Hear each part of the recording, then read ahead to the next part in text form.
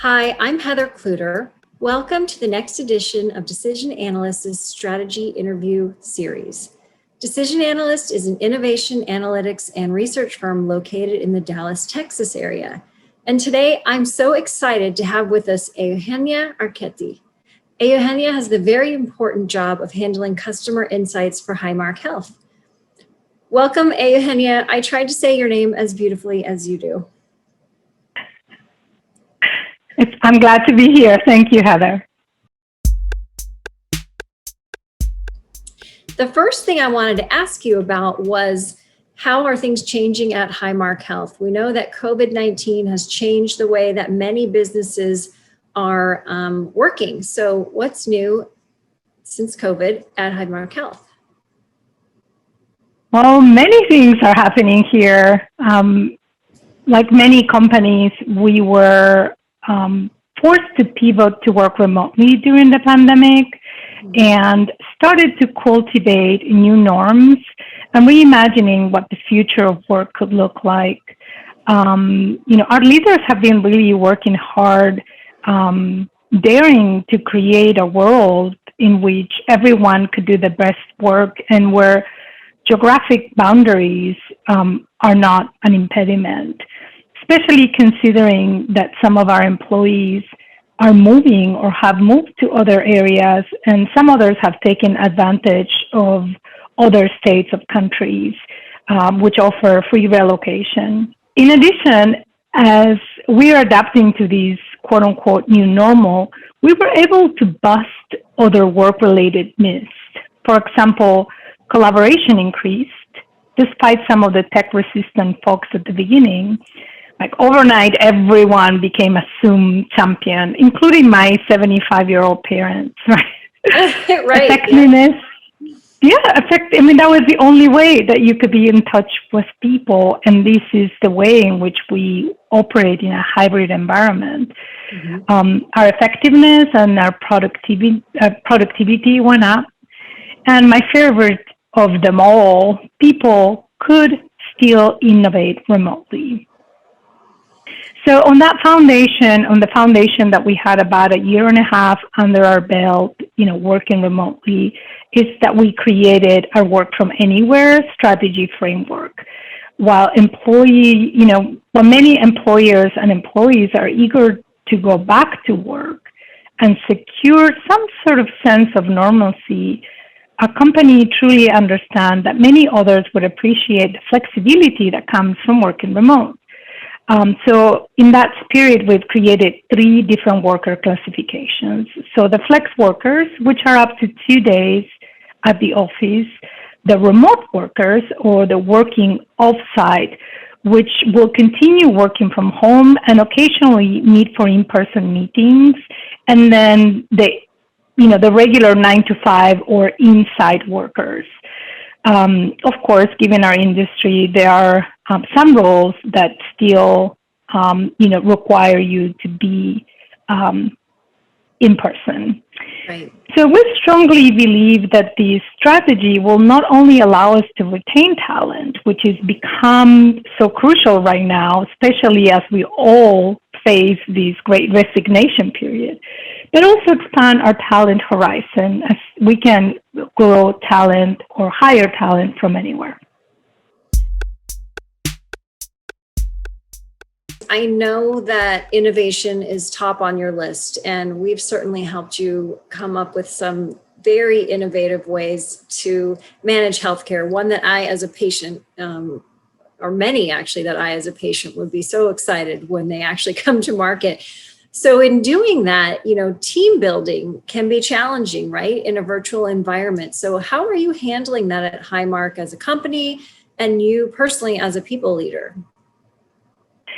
Yeah, well, we understand that this working from anywhere strategy is going to bring some new questions and problems that we never had to face before, right? I think particularly for me as a team leader, the whole idea of securing visibility for myself, for my team members, being able to move up and getting promoted, and also how do we how do we indoctrinate new folks into the organization? How do we indoctrinate culture? It was easy for most of us because we used to know each other prior to the pandemic, but that presents a challenge as we are starting to add new employees. So we need to find new ways to develop or grow our teams, as well as finding what works in terms of development for each of these individuals, right? It's not one size fits all, but rather it's a catered, program and cater attention onto their workers. So we found that COVID greatly affected women in the workforce. So this makes us ask, how can we better support them moving forward? Thank you for asking that question. This is an area that I like to call out and invite other people leaders to address. There's some disturbing, statistics out there, and I think we all can be part of the solution. Since February 2020, which is our latest data available, female workforce participation has dropped to 57%. Which is the lowest level it has been since 1988, according to the National Women's Law Center. In addition, in September 2020, when schools resumed, many of them with remote learning still, 80% of the 1.1 million people who exited the workforce were women. By December 2020, women accounted for all of the net job losses, while men achieved some gains. So these are, we have to be mindful. We must become flexibility champions. We must protect our employees as now they're facing tougher at-home environments. Before we were able to leave home behind and go to work, but now everything comes into work.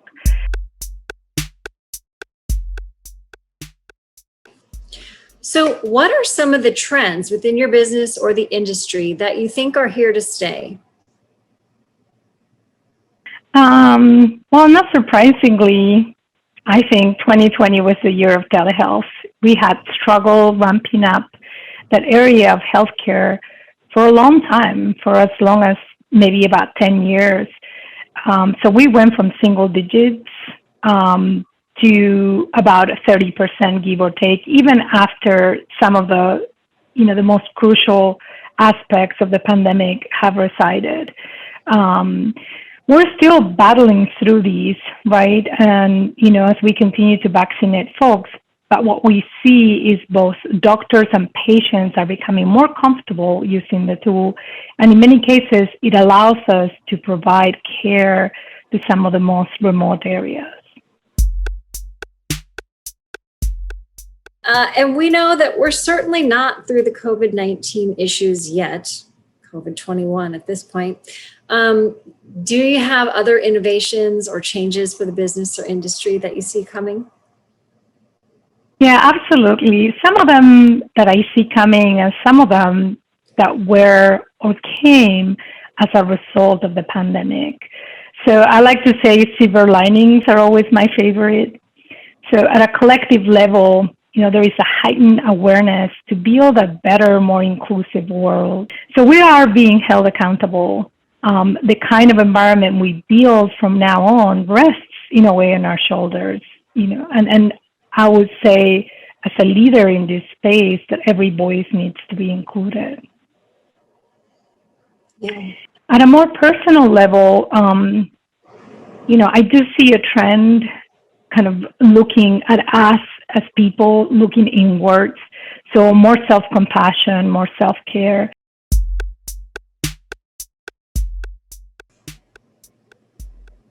Paraphrasing Darwin, is not the strongest nor the smartest of all species that survive, but those who are adaptable to change. So in closing, I'd like to relay a message that flexibility is key. Thank you so much. My pleasure. Thank you.